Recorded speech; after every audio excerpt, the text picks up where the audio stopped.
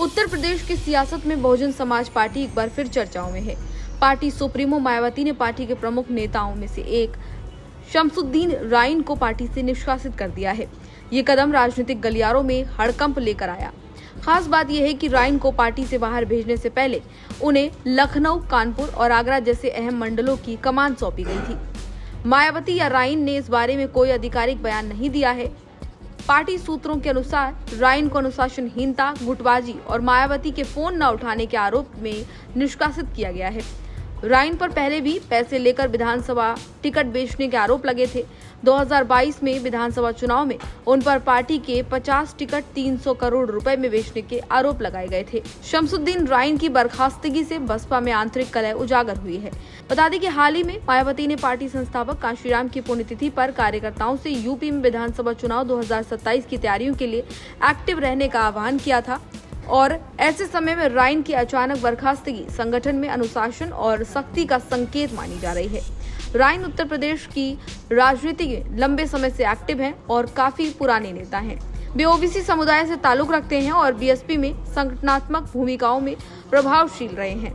उन्हें मायावती का करीबी माना जाता है। उनकी सक्रियता बीएसपी में मुस्लिम वोट बैंक को मजबूत करने और तमाम अन्य चीजों में भी महत्वपूर्ण रही है। राइन की बर्खास्तगी से मुस्लिम समुदाय में असंतोष बढ़ने की संभावना है, जो पार्टी के लिए चुनौतीपूर्ण साबित हो सकता है।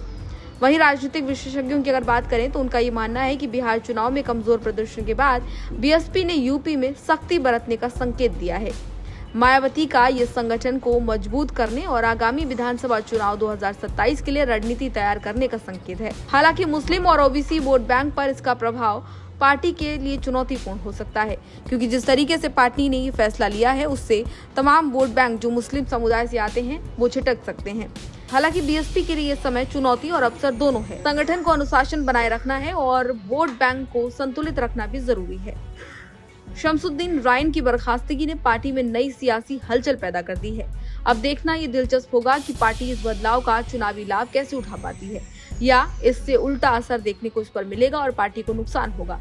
तो ये जो चीजें हैं वो तो आने वाले चुनाव में साफ होंगी, लेकिन जिस तरीके से मायावती ताबड़तोड़ एक्शन मोड में नजर आ रही है उससे ये तो साफ है कि एक संदेश देने की कोशिश की जा रही है कि मायावती अब चुनाव को लेकर पूरी तरह से एक्टिव हैं और लगातार फैसले ले रही हैं। आने वाले महीनों में ये साफ होगा कि मायावती का ये फैसला 2027 के यूपी विधानसभा चुनावों के लिए कितना असरदार साबित होता है और शमसुद्दीन राइन की बर्खास्तगी ने पार्टी की रणनीति और संगठनात्मक ढांचे में बदलाव में किस तरीके से काम किया है ये भी साफ होगा और ये सियासी दृष्टि से कितना महत्वपूर्ण है ये भी साफ पता चल जाएगा। हालांकि आपको ये बर्खास्तगी किस तरीके से सही और किस तरीके से गलत लगती है हमें जरूर बताइए। इसी तरह की तमाम और जानकारियों के लिए देखते रहिए भारत एक्सप्रेस यूपी।